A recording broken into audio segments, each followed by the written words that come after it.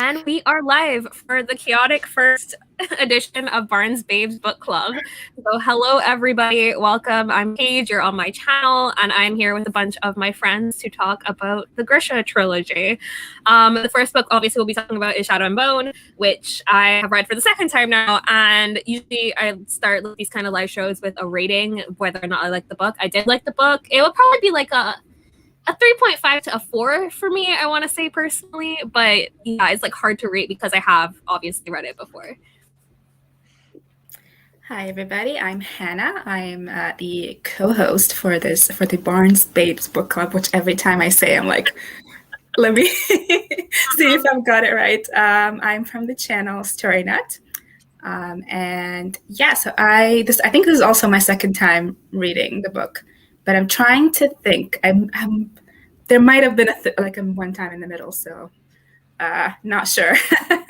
But my rating is similar, although I think I'm leaning more towards a 4 because that's great. Sorry about that, you guys. Toronto. Yes, Toronto. Yeah, I think I'm more of a 4 than like a 3.5. Yeah. Hi everyone, I'm Dulcie, and you can find me online at Dulcie is normal in most places. And I think I would give this like 4 Volcra out of 5 Volcra. Oh amazing. I'm Maureen. You can find me everywhere at Maureen QV. And I have reread this book so many times that it's hard to give an actual rating. It's probably a 4 or 5. I feel like old series, I'm like, everything's a 5. History, memories, but I feel like this one is probably one of my least favorite of the trilogy, so maybe 4. Interesting. Hi, my name is Kira. I actually read Shadow and Bone for the first time, and I started reading it and didn't do anything other than read it till it was done. So I'm going with a hard 4 on this one, because yeah, definitely feel good about it. I'm Anais. This was also my first time reading. I'm like full steam ahead through like the entire Grishaverse now. Oops. I'll have to double back for the next iterations of this. But I think I would go like a 3.5 or a 4. I'm still unsure. I feel like all of my perceptions have been tainted by Six of Crows, so like valid. That's valid. I will note that when I decided to do this with Hannah, and I asked these people in general to do this with me, I was just like, if you're gonna read this, read it with me so we can do this chat. Everybody has finished the entire trilogy apart from me and Hannah. We're the only people that are still. Wait, you guys have all read? Oh my god! Okay. Everybody except us. Listen, we have to do, but I think we have to space out our reading because we have to do content for the we can't just binge it. We can't just do it in one and then just see you in 2 months to discuss exactly. We're being responsible. Yeah, I'm not gonna give a full synopsis for this book because I feel like everybody read it by this point. It's booktube, but I will tell you where it ends, so that we end the discussion at that plot point since everybody else has already reread it. This book ends with Alina and Mal. After they go back to the fold, Mal almost gets killed. Alina refines her power, and they escape into West Ravka, and they end up on a boat. That is where we are at this point. We're not discussing past that because I literally don't know what happens next, so it would be spoiling me, even though I've already read this series. Thanks for saying that, actually, because some of the things that I wanted, some of the things that I'm going to talk about is I don't know whether this is going to be explained because I don't remember. Exactly. That's the thing is me and Hannah are literally coming into this as if we've never read the series before and we don't remember anything. So I feel like the obvious first question is, does the world building good to you when you first were introduced to the Grishaverse? Because Kira and Anais, both of you, this is your first time reading it, so it's your first time being introduced to the magic system or small science or whatever it's called. So what did you think of the world building? I remember being a little confused, but also I remember thinking that she would throw some random thing out there. She would have some good, steady explanations, and then all of a sudden be like, oh yeah, well, because this is a thing. And I'm like, but how? Why? For when? So it was I don't know. It was kind of both, but I guess that also made sense because like Alina was figuring it out at the same time. So maybe she was like trying to replicate, I don't know, what her experience would have been in the reader's experience. Yeah, that's true. Yeah, I did find it kind of confusing in the beginning because they're introduced to like the fold immediately. Like we don't really get any explanation of what's happening, and like as somebody who didn't remember any of the Grishaverse stuff, I was like, this is a lot to throw at me in the beginning. But also, I have sort of a firm footing because I sort of understand some of the details that she's introducing. But I feel like the world building is like one of the weaker elements for me, or the first book. I don't know how. Like obviously, I haven't read the other two, so I don't know how much deeper she gets into it. Yeah, I feel like the world building, it was kind of just like, yeah, this is like Earth, but like also if you've seen Avatar, the cartoon, it's also kind of that. Like for me, it felt a little bit like I feel like she could have gone in harder and like made things like if like people are able to manipulate, or if some people are able to manipulate like these elements, like let's go in a little harder on that. But again, yeah, maybe to Anais's point, maybe it has to do with like we're the POV, like we don't really know a lot of stuff. Like maybe had the POV been from like within a school or like someone who had grown up with like powers from day one and like a family that had powers or something, like you would get like this whole other idea of the world. Or yeah, even like more of like a Darkling POV, it would have been different. It just felt, there were moments where I was like, okay, so we're on Earth kind of, and then there's like some elements going on. Which I feel like sounds very harsh because I really enjoyed it. It wasn't like a bad thing, but when I think about the world building, that's how I feel. I think I might be. Oh, sorry. You go. I think I'm gonna like go against all of you guys because I actually prefer. I just think in my like reading tastes with fantasy, especially, I don't like when things are explained too much. I'm like, I don't like, just kind of let me find out as we keep going. So like at the end, if everything is like still a mystery, then I get annoyed. But if things are getting like kind of revealed through the story, and if it makes sense, as you guys said, with the point of view character not quite knowing everything, I don't really mind it. So I didn't mind that there were things that were like not quite sure about, and that's like, well, eventually we'll find it. I mean, I just kind of, as long as it didn't stick out from the narrative for me, it didn't, it didn't for the most part for me. So I just kind of was like okay with it. So that part I didn't mind at all. I think because I just also hate when writers like get really like, I like world building just as much as the next person, but I think I'm in the minority of people who don't need like you, the writer, should know everything about your world building, but I don't need to know everything because I just feel like sometimes some writers, Brandon Sanderson, get like really into the world building, and it's like, okay, well, I don't care about any of this. Tell me about the characters I'm supposed to be caring about. So I kind of liked that we were just kind of finding out things with Alina as she was going through it. But yeah. Yeah, I'm in the same boat. I think like comparison, I feel like it can be a little bit more simplistic, but like can build in complexity because there's so few people. Like the comparison that I'm thinking of, if anybody's read the Bone season, where there's lists and lists and lists of different kinds of powers, and you're like, this doesn't make any sense, and I'm really confused, and you have to refer back every time to be like, okay, what's this? But I feel like after a certain point, you don't really have to refer back. You're like, okay, there's these groups, and they can do these things, and there's like small groups within that. Cool, good, got it. And then it can kind of build from there. I thought like magically it made sense to me, and like I think I felt like I got the understanding of the magic system like once she gets to the little palace and everything. So it's like a little bit past the very beginning of the book, but still like early enough. I thought where it lacked maybe for me a bit more was like the building of the politics and what was happening like between the different nations. I thought I was much more confused. I was like, who are the Fierdans? What's happening? Why'd they just show up? And like, yeah, so that part was a little, it comes a lot slower to me.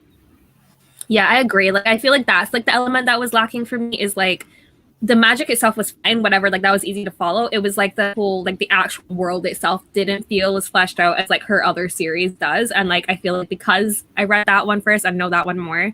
I was comparing it to like all the in-depth details that she goes into in that, and I was like, it's kind of lacking here. It's just like the very basic outline of what the world eventually becomes. But I don't know if it's because she sort of gets to explore it more in detail because of the settings we're introduced to, because we are in like one place for a very long time. Then, but like the entire area where they're like on a road trip to find the magical stag, we don't really get a lot of world building details. It's just like, I walk through the snow. Okay. Okay. I was trying to figure out what she was talking about too. I was like, what's the road trip? Where is he going? Did I miss that part? I mean, to be fair, what world building are you going to do when you're on the run and you're trying not to actively like not see people? Yeah, true. I just feel like that part was sort of glossed over. It felt like there wasn't a lot of like flesh out. It was just like getting to each point, and there was something missing there for me, for the struggle, and I don't know what it is. For me, I think maybe also because I assume it's Russia. Like I'm like, it's Russia. Like I don't even try to like make it make sense. I'm like, it's just Russia with a different name. So I just don't think about that part of it because my mom lived in Russia for a while, so that might also be why. So I was like, I'm so familiar with like Russia and like Russian like folklore and stuff like that. So I was like, yeah, it's Russia. Okay, got it. And I'm just moving on.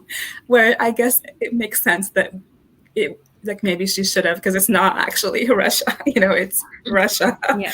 But were you talking about Six of Crows when you referred to other series? Is that what you're talking about? Yeah. Okay, the second duology feels like more fleshed out than because of like the new world building we get, and we do see a lot more of like the different cultures. Just like knowing that's coming was sort of frustrating to read this and not see any of those elements. I don't even remember half of what happens in Six of Crows. So, wow. Yeah. That's fine. Great adventure for us going forward. Yeah. So what did you think of Alina as our protagonist? Somebody just mentioned that they felt like first person narration did the world building a disservice. So like, what did you think of her being our protagonist in the eyes we see everything through? I like Alina.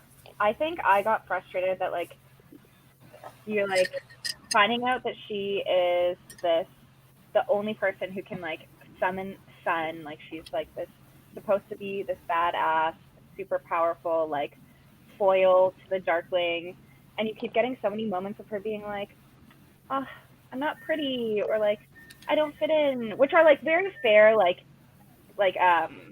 monologue pieces, but at certain points I was like, girl, like you're the only person who can do this. I feel like they didn't let her like come into herself in this book. Like she really doesn't make a ton of her own decisions like till obviously like the very, very end.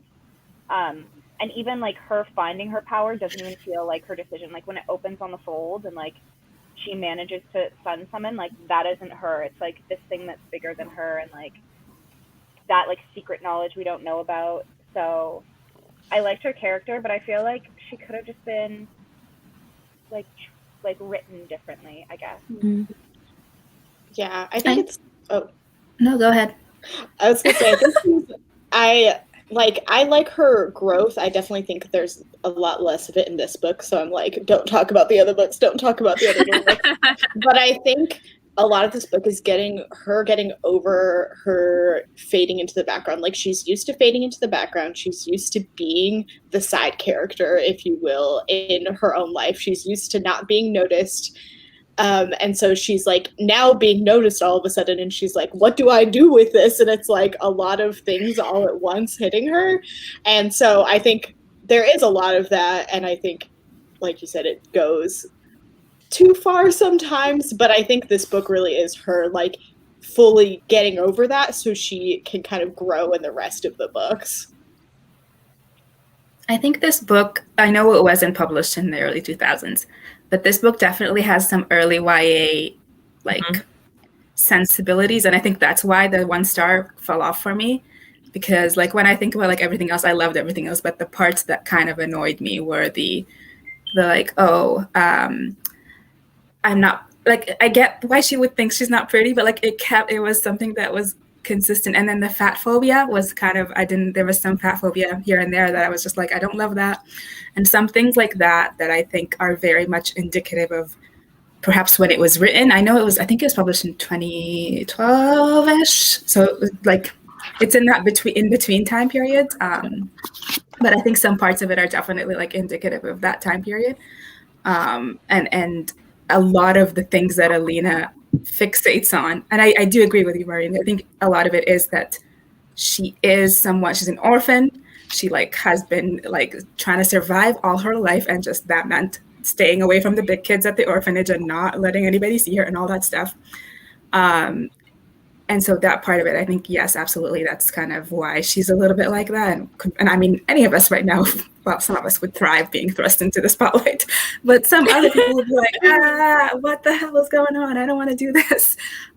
So I think that part of it is very much part of the story. I think I remember, and maybe this is why I'm like, don't tell me what happens in the second and third book.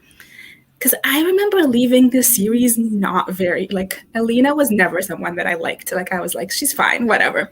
But in this, like, reread, I was like, oh, I want to, like, protect her a little bit. Maybe it's because I'm old now. I'm like, oh, like, poor little Alina who doesn't believe in herself. Well, you're so powerful. Like, as you said, like, yeah, she should be, like, she's the only sun summoner. She's like, you know, you should be so much more sure of yourself. But I also get, like, the mindset, it's hard to like kind of break out of that mindset. But also, speaking of the world building, the sun summoner thing, I don't remember if it gets explained, and don't tell me if it gets explained in the next couple of books. But why is she the only, like, that part, I'm still like, what happened there?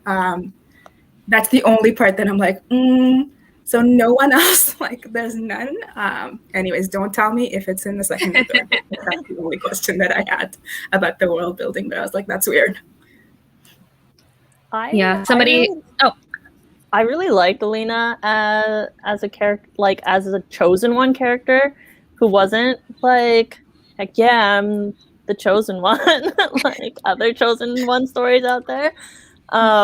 She kind of like stumbles along, which I appreciate. And then just that part, Hannah, when you were talking about her always mentioning like how she thinks she's quite ugly or like kind of like nothing special. I thought that also was like tied to her because she was like suppressing her powers the entire time, and then it like literally gave her like dark circles and things like that until like she actually like started to embrace and grow in her power. Then she like actually blossomed.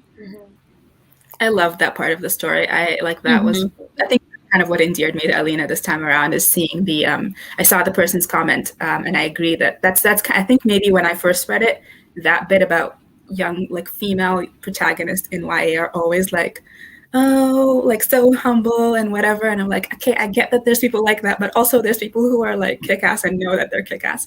And I kind of like that we get to see Alina come into her own, and I know it's not quite there yet for her in this book.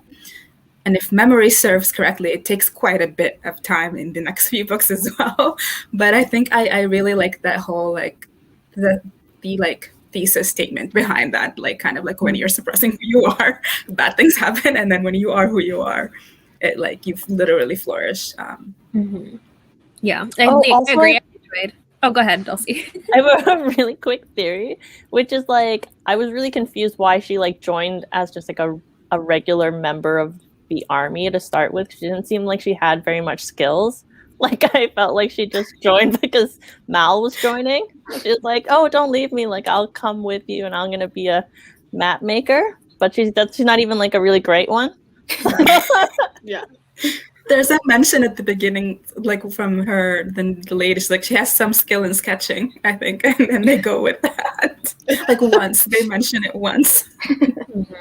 Yeah, I feel like a lot of people are saying this, like she didn't really stand out to them in the first book, and like that's what I agree with. Like she was just like every other YA protagonist at the time that this was written, which is very standard, where they're like plucked from nothing and then they're like introduced to this world, and it's like that coming into their powers, coming into their confidence, which is like a very like standard story. But I did enjoy it in this one, like that whole when she finally comes into herself and like accepts her power, that's when she like is fully able to be healthy, to be herself. And I feel like that's where most of my frustration was with her, is how much she cares about being accepted by these two different men. that's like the one. I get it because she's a teenager and like it's very realistic as a 16-year-old girl. This is what she's going to be thinking about and this is what she's going to be focused on. But like as the age I am reading this and like having like at the time, the first time I read this, I probably related to it more. But where I am now, it was just like frustrating. Be like, please be more confident. Just come into your power. So I feel like I'm going to enjoy her more as she becomes more confident as well in the series. Yeah. Yeah, I felt that too. I guess I just wanted, like, I loved seeing her come into her own, and I loved that realization that, like, she was standing in her own way, and then she, like, figured that out and stopped doing that. But then I wish that, like, I kind of wanted more for her. Like, it seems like she, like, puts all this work in, and there's, like, so much kind of, like, internal struggle for her, and then she just kind of, like, stumbles upon an answer, and, like, something works out well, and so she, like, is able to do this cool thing. And I wish that it was a little bit more like, I worked so hard, I, like, am such a badass, here I'm gonna do this cool thing, and it's gonna be, like, my idea, and it's not gonna be some, like, random thing that I discovered by accident sort of thing. You know what I mean? Yeah, I get that. What did you guys think of, okay, the most controversial and, like, important part of this series, JK, is not, but we know where I'm going with this. Mel and the Darkling. Give me all of your thoughts. I have so many thoughts on this. Based on the first book only. You can't bring in thoughts from the second and third book. I actually have notes in my phone about this because I kept amazing. him in the group chat, and I was like, maybe no one wants to hear this. Oh my god, I'm so ready for all of these thoughts. We have, okay, first off, what team are you? Like, going around, just to know where everybody is in this book, what team are you? Based on, like, for me or for Alina? And as them as characters, you can mention for Alina, but, like, them as characters themselves, who do you prefer? I'm so fascinated by the Darkling's character, but I do not want him with Alina. That's the thing. Yes. Yeah, it's like, that's kind of me. I think when I first read it, I was super, like, Team Darkling. And then when I read it now, I feel like I'm more Team Mal. Though I still love me the Darkling. So I'm Team Mal. My first read, I was Team Alina because I was very tainted by the thoughts of the book community online as a whole. And I was like, my choice is wrong. Everything I know is wrong. And then I reread it and I was like, nope, we're Team Mal. I have many feelings. I will limit them to this book. I wrote a novel for myself. But there are many reasons. Yeah, I feel like I like the Darkling as a character because I'm interested to see why, like, what he's doing. Like, he has, like, reasons in his mind that he thinks is logical for what he's doing. So I like that element of his character. Plus, dark characters, swoony, whatever. I have problems. We know. I need to deal with this. But for Alina, I don't want either the Darkling or Mal because they're both trying to, like, be possessive and have, like, they both want to own her in a way from, like, the way they talk about her and the way they interact with her. Like, Mal gets upset that she was with the Darkling. It's like, where were you, sir, this entire time? Of course she's going to toss up. They're like, you have no right to be upset in this situation. You were sleeping with other people, whatever. So, like, I was frustrated with them both in terms of, like, a shipping. But, like, Mal and Alina made the most sense because, like, they have all that history and, like, she's, like, in love with him and he's a soft, good boy. But, like, I want her to come into her power. So, of course, I'm like, thing, but that's a me thing. I know it's wrong. I mean, the Darkling is a really fascinating villain. I think everyone can agree that he is a really interesting character with interesting motivations. Still not for me. That's not my style. But, like, I still, like, he's a great character, even if it's not, like, anything I would want for myself or for Alina. What about you, Kira? Give us your play-by-play notes. I have so many notes. Love it.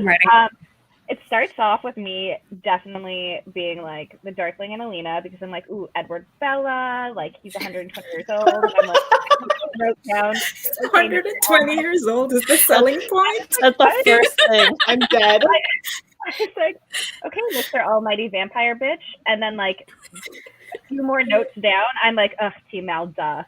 So I feel like I went back and forth a lot between, like, the dynamics because there's so much, like, I feel like you get this picture of, yeah, Alina being, like, this devoted kind of, like, puppy dog, trailing Mal, like, always having been in love with him. And then he, like, she, like, saves his life, and then he's kind of, like, doesn't say anything when the Darkling's like, I'm going to take you with me.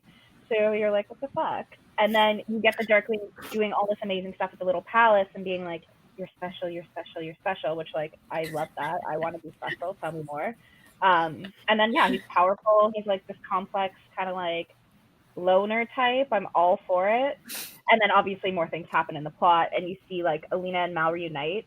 And there's definitely like a lot of problematic like owning stuff between both of them. Paige, I totally think you're right there. But then you're like, yeah, this feels a little bit more like what I would want for Alina as a character, like someone that like does care for her and is like a bit of a himbo, but like doesn't know how to always like get it right. Like he's trying really hard and he like loves her a lot, but he's not sure how to do it yet. He's still kind of like, So by the end of the book one, I was definitely Team Mal. Yeah, I feel like another problem I had with it was like the whole idea of like he doesn't realize, like Mal doesn't realize how much he loves Alina until she's gone, until she's special, until she's like something forces him to see her. And like that was the other thing where I'm like, normally I like the pining best friend who like they're both equally pining, not like one side's pining and the other person doesn't give a shit. Like that is frustrating. Yeah. I feel like they tried to write that in when he was like telling her, he was like, I used to walk around the camp like looking for you and like I wanted to tell you stuff and like I couldn't find you anywhere. So you like kind of get this like, again, that like himbo element of like, of course you love her, you dummy. Like, yeah. But then yeah, it's kind of a little bit like, oh, now that I don't have her, like I need her back. Yeah, I think he is. Yeah, make good guys sexy. I agree. I was gonna say Ardo's comment. I think that's what would have solved, because I think he's just so. I think that's the thing for me is that it's reading the books again now. It's very clear where Bardugo, like, I mean, she's kind of, because I remember being so upset by how it ended, and I'm not gonna say anything here, even though people have read it, but I remember being so disappointed by how it ended. But like reading this book now, it's like she's like, this has been the plan. Like there was no other way this could go. Yeah. Yeah, and so, but I wish Mal was more interesting, because I'm like, I want to be on your team, but like, you are so boring. Like that's the thing. Like I objectively, I think that is the right pairing, but I'm just like okay, I guess. Like yeah, and I think like I just finished Legendborn yesterday, obviously for House Salt, which we did the live show for yesterday, and there is the same dynamic where there's like a dark, broody, like mysterious mans, and then like the very good mans who is the mans she wants to be with.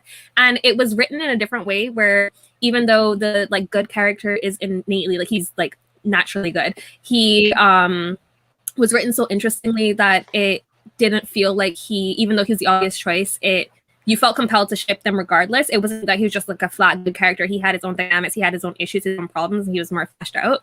So I think that's what we're missing from Mal is like, what's his conflict other than like he wants to be with Alina and he wants to help Alina. Is like he doesn't really have a huge backstory other than being an orphan like she was. Like they're basically the same character, but one is a guy and one is a girl with like powers.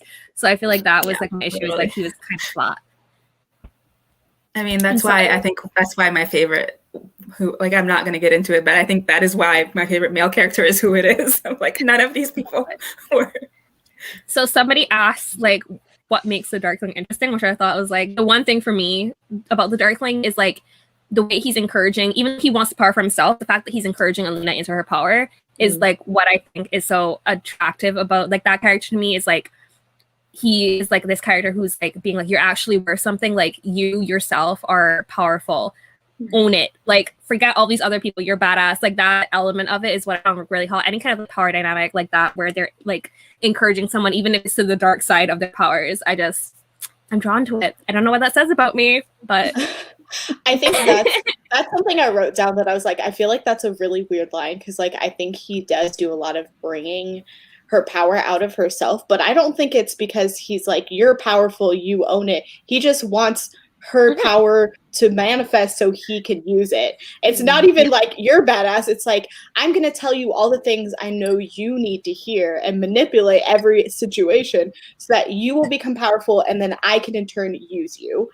So I think, but it's like also that's what she needed to hear that to bring that out of herself. So it's like a really weird dynamic that I was like thinking about. I was like, I have to admit he does like the thing to make her what she needs to be, but like the motivations there, I'm like, no. I don't really. Sorry, go ahead. Just that, like, to branch off Maureen's point, like when I was reading it the first time and I didn't know that the Darkling was evil, I didn't recognize that a lot, especially I think when I was younger.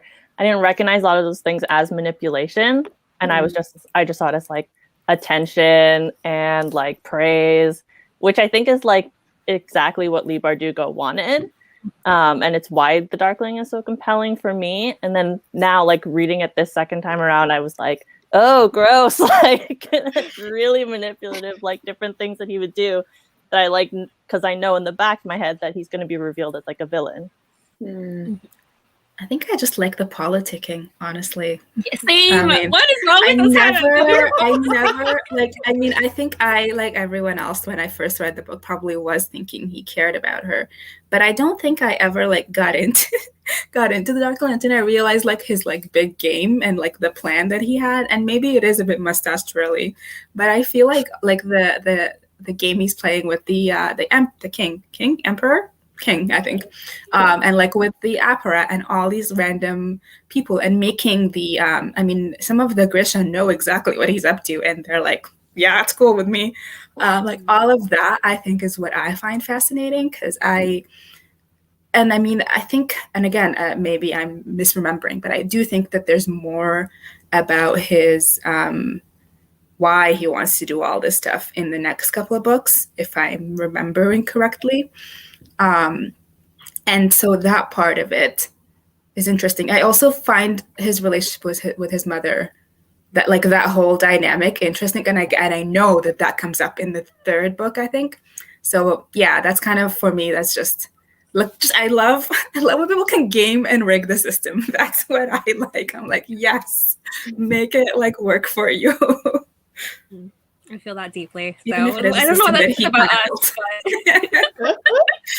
but I don't know. I know. I mean, we are who we are. What were you gonna say, Kira?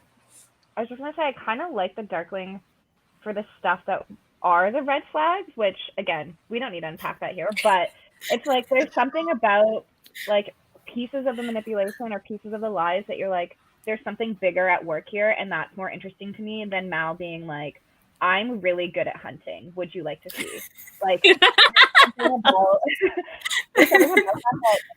because I remember when I read like the whole like kiss scene between the Darkling and Alina, I was like, literally did like a double take. I was like, where are we? What just how? Ooh, we're kissing now. I was like, this is hot? Question mark. Where did this come from? I was just so much that I was like, this is okay. I'm accepting this is happening because I'm into it, but I don't know where this came from. Which layered in the fact of like, I'm like, he is up to something. Like, what is? Which kissing scene are you talking about? The first one or the first second one where he like randomly really interesting. He just kisses her, and I was like, when I he, was like like, in the shadow and like pulls them through the palace, and I was like, oh. Yeah. But yeah, I think the reason he's interesting is because he kind of is evil and sucks, and you're like, I think that's the interest is in maybe like motive and like backstory, and like as you find out more of that backstory through the books, of course, like opinions change, but there's something more, like I'm more compelled to learn about the Darkling than like get more on Mal, because Mal has been so one-dimensional comparatively. I also will say, I think a part of me, and I think, again, you just keep saying this, I'm pretty sure that part of what the Darkling's motive is that it's that knowledge thing. And I, like, again, don't know what this says about me, but I love like seeking knowledge and getting and figuring out things and having, and I just like the knowledge is power thing. That's something I like. Yeah, I'm like into it. So I think that part of it for me is very attractive. But I was saying this to Paige. I was like, I think the other part that I was interested in, but it didn't quite pan out in this series, but that I would love to see another series. Like, I want like a Darkling and a Dark Alina, and I want to see those two people butt heads to heads. Like I want to see two like extremely questionable characters doing extremely questionable things, butting heads, and I just want to see how that goes. Like that's what I want. It's not quite what we get with this series, but I think part of why I love the Darkling so much is like I was hoping that that's what we get. Like, yeah. I'm the full opposite. Yeah. I think Maria's like lawful good. Really, truly. But okay, a question to pose. Do we think that Mal comes across as one-dimensional because Alina has a very specific view of Mal and who he is, and she doesn't see the other parts of him that could make him more of a like interesting character? And I will say, like, I agree. I still think he has personality. I love soft boys. It's just a little bit like deeper down. It's not as like full out in your face as the Darkling is, but I also like, I'm trying not to say book things, but like he definitely is like beat for beat a friends to lovers with a a himbo who doesn't, exactly like what Kira's saying, a himbo who doesn't know, and he's like, oh, I do love her, how did I not see this, how big of an idiot I am.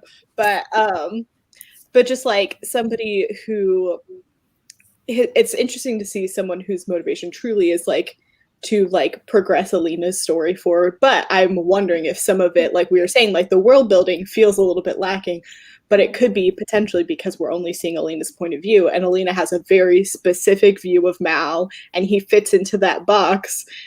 And like when he doesn't fit into that box, she just kind of doesn't think about that, and it's like, nah, we're not even gonna go there. She gets mad at him, I think, when he doesn't fit into the box. Yeah, she gets mad and she's like, bye.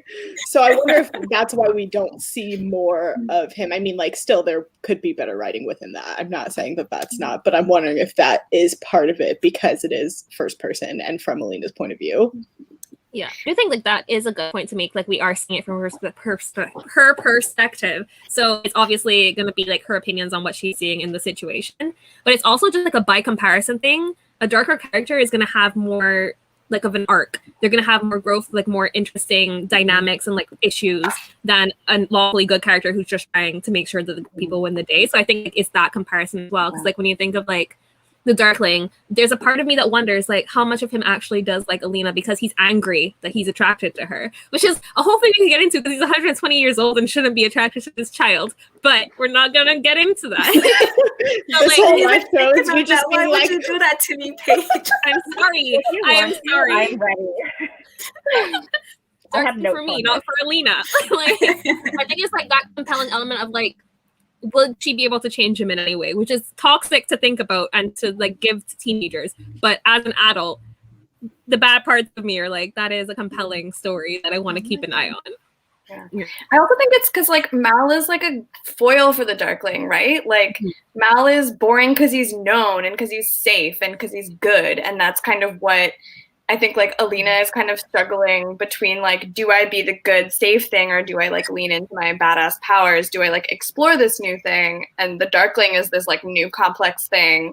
So it's, I think he's given more complexities to make him more seductive, to make it obvious why Alina might be interested in that, you know, like we're all sucked in, we're all into it. Like, why wouldn't she be too, right? Even though I am also a soft boy stan.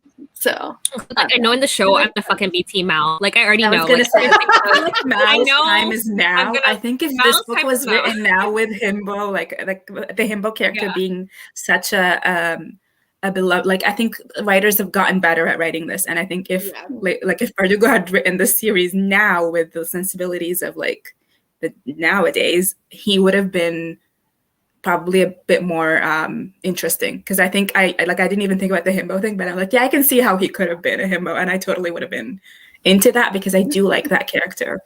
So like, I think the TV show is going to be very interesting. And because it's a TV show, we're probably going to get some of his perspective of him hunting the stag. Like, we're going to see more of him. So, like, when he's fleshed out more, I'm going to like him more because I am drawn. Like, look at me and PETA fucking from the Hunger Games. I love that character. So, I just know it's like a healthier version of me now will like that character once he's more fleshed out. But, like, in the books, it's strict Daddy Darkling. Sorry, I accept that about myself. I feel like you made such a good point about it just being like, it's such a POV of Alina, and of course we want to like see him in this way, but I also think it has so much to do, and this is like a pet peeve of mine that I'll talk about like with all the other books, is the way the two of them communicate. Like even when they're like doing their whole thing and like running around hunting the stag, like there's all these moments where you're like hearing Alina's inner monologue, and it's just like Mal is going through all this stuff, and you're getting like these moments of like stuff went down. Oh my god, I will love Mal hunting on screen. Yes. I was like, maybe not on the internet, maybe, and keep that inside. But yeah, I think you get like these pieces of Mal that like it's almost like they didn't want to tease out his character more. Like we could have like maybe gotten a flashback to see him like with his, I don't know what army terms are, but like battalion, whoever went into the Squad, field. whatever. Yeah. Like we could have gotten more of that and like seen him like become this person and like have a motive that is like outside of Alina in a way. I don't know. But I think the POV. I think that I have a problem with a lot of first point of view like books because of that. Like I didn't have it with this one. I didn't mind. But like so many books that I've read, YA books especially, from person point of view, I'm just like, I don't like. Okay, I just need to hear from someone else for a few minutes, and it's just So we've gone through the whole love triangle. Are there any other characters we would like to discuss that are not the Darkling, Matt, and Alina? Jenya, my redhead queen. Yeah.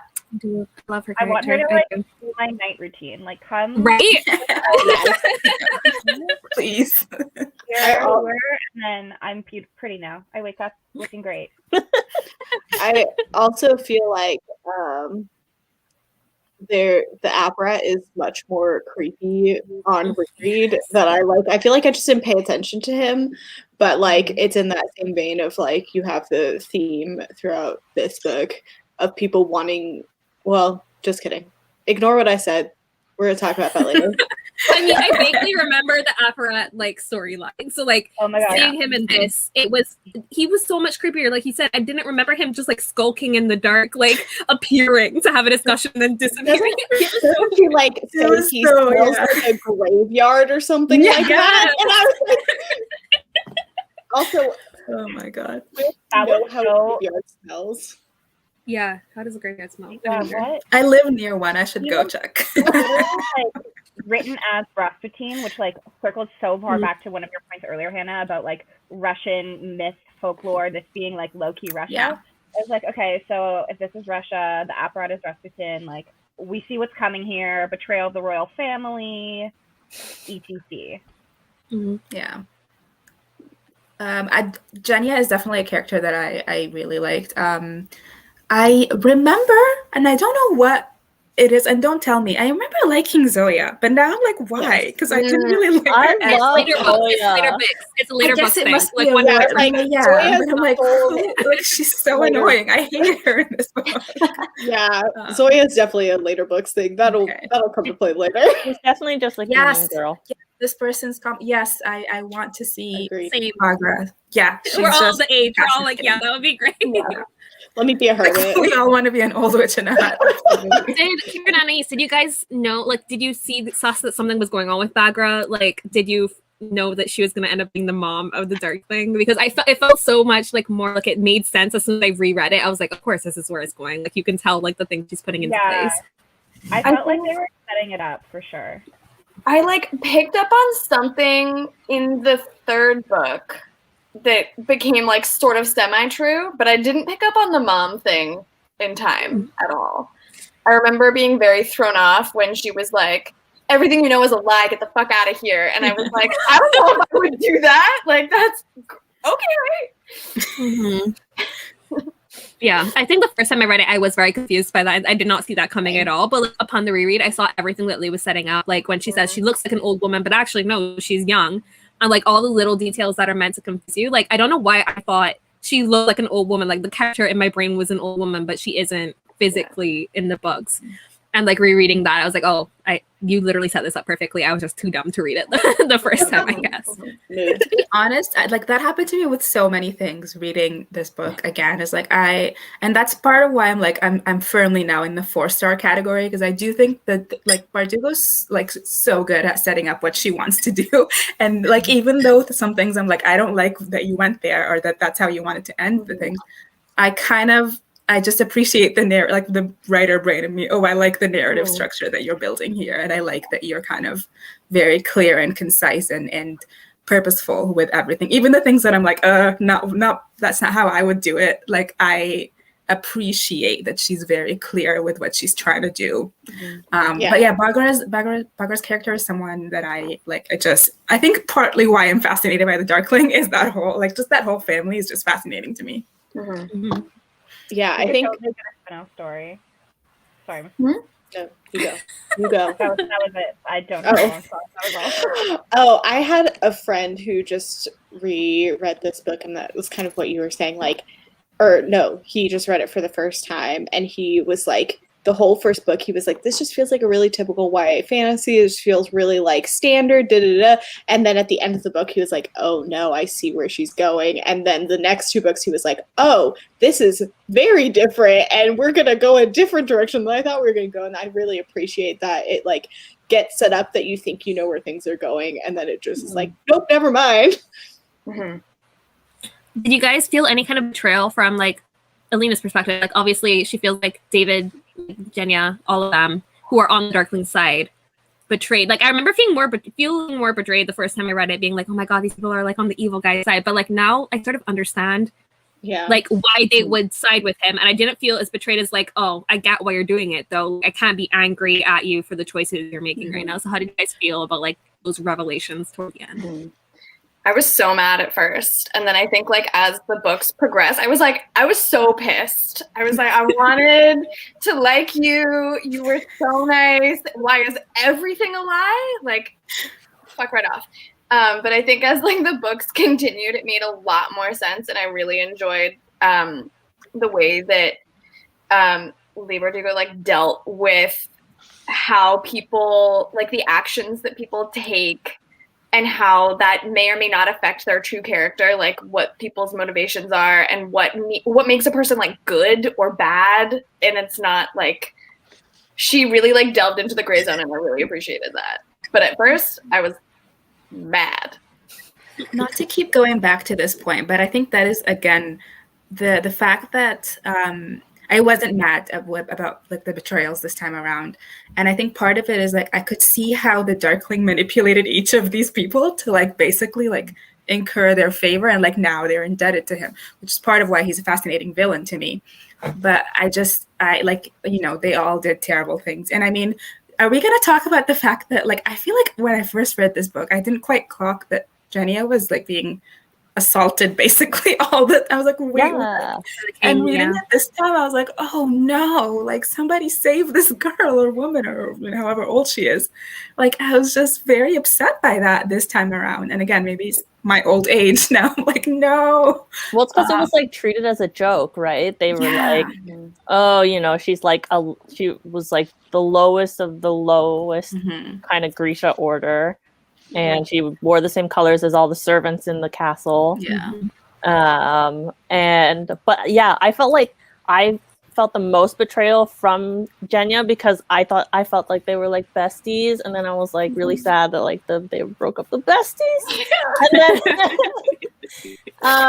but then at the same time, like I feel like I understand her reasons because of what you were saying, Hannah. Like I feel like I understand her position much more than a lot of the other characters. But yeah, the betrayal hurt. Me mentally makes note of something to talk about for the next book. There are things I want to say that I can't say right now. Yeah. Same. Oh my god, yeah. I feel like, yeah, it's going to obviously be addressed further, because I know like she has like a full character arc where like she does this and then she comes back into favor. Like I do remember that happening, because I searched it just in case. I was like, what was the situation? Because I remember liking this character and we decided we were going to do this. I like this comment. Yeah, I think that's part of again. I'm just gonna keep on standing the Darkling over here, using like the way that the class system that like they do seem like they're on top of the world, but actually they're there to serve these people who are so much weaker than them. And when you find someone who can manipulate and weaponize that kind of dynamic for their own gains and reasons, it's just fascinating to see how that works, because I mean that's what happens all around the world. Hi, Kitty. Yeah, I don't know where I was going with this now. I'm just distracted by the cat. I mean,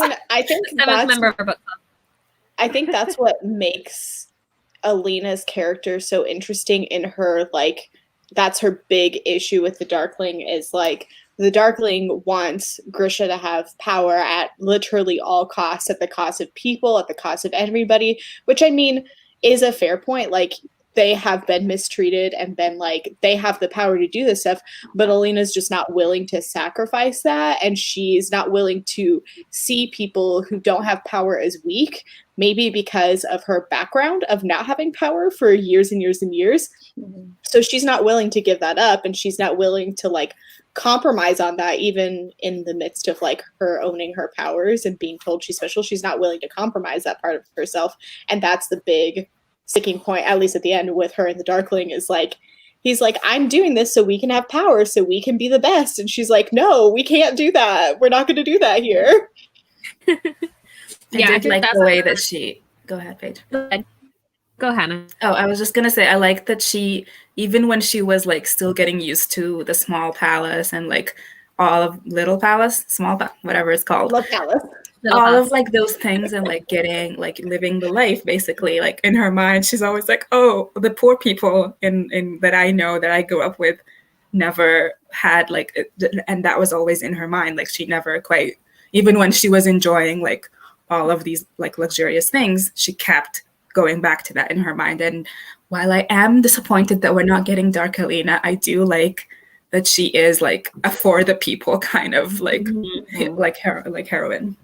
Yes, we can appreciate that. So like I think we should wrap up with Hannah and I, when we did our announcement, we had a couple questions that we answered. One of them was Darkling and Mal, which we obviously discussed at length here. But the other one was like, what kind of Grisha would you be? So I want to know what everybody here feels Grisha power would be. Oh my god. I want someone to tell me. I want Paige to tell me, because I don't know. Oh no. That requires me to think. This is supposed to be a you think question. That's a hard one. It's hard to think about what I would want to be. I feel like it would be really fun to be a squaller, because was it Kira that was saying it's like Avatar? I was like, I want to be an Avatar. I want to control elements. But like the being like a healer or a heart render, I feel like a heart render can like, or actually a healer is probably more apt to do both, because they can understand how to do the heart stopper thing. But like that's the power part of it, but like the physical manifestation thing is cool. Don't really want the responsibility of being a sun summoner, even though like I want to be special, but I don't want that responsibility. Let's be real. What's the rest of you? I think I'd be a squaller, but that's because I love Zoya a lot. I can't wait to find out why I also love Zoya. She's not very likable. In my heart, I know that I do, but now I'm like trying to think why. I can't remember. I feel like I want to be something powerful, but if I'm actually being realistic and like true to who I am, I feel like I'd probably be a fabricator, like in a real world. But yes, agreed. That's what I said. Yeah, I feel like I would love to be. What's the fire ones? Atharalki, or is that the like umbrella? Inverni? Yeah, it's that one. That'd be sweet. Yeah. I think I'd be a healer, probably, or a fabricator. But I think that like my appreciation for the different kinds of Grisha grew with Six of Crows. I feel like there were like clear favorites, I think, because of what we were talking about, how like the Darkling kind of like set everything up in a certain way. So there were clear favorites for me in Shadow and Bone. But yeah, I think a healer or a fabricator. I mean, I'm gonna be the bad guy here, I guess. I said I want to be a heart render. I was like, that's what I want to do. I wouldn't even want to use it so much as I just want people to know I can do these things. Like I don't. I just want to be able to threaten people. I just want. Oh my god! Bloodbend, but not actually do it. I just. Exactly. Like I won't actually kill all the people with my like heart-rending abilities, but I just want you to know that I can if I choose to. Just knock them out. You don't need to kill them. Just knock them out. Exactly. Like, yeah, like just when people are annoying me, okay, you're going to sleep now. Bye. I know everything about Hannah loving the Darkling makes sense for everybody in the chat. All the people who are just finding out who I am, I'm not that terrible. Well, I agree with this. Yeah, I agree with that completely. I said fabricator, but specifically Jenya's powers of like being able to like change appearance, because like I just think of like my fucking hair routine 2 hours and I wouldn't have to do it. That would be just like a practical standpoint, like in the real world I would want that power specifically, but like fabricator in general would be cool to have. If anybody has any questions in the comments about like anything they want us to talk about, you can let us know. Any final thoughts? You guys know what happens next. Me and Hannah don't. Give us like one word to describe our reading experience. I have Alina final thoughts. My final thoughts on Alina, which is I think I mostly like talking about her growth in this book, which definitely happens more in later books. But I really appreciate how she kind of like subverts what everyone thinks that she should do. And like you really see that at the end with the stag, like she chooses not to kill it because like that she's being true to herself and her instincts, and that's ends up being like what works out in the end, even though I mean it probably also would have worked out if she just would have killed it, but she's been very true to herself.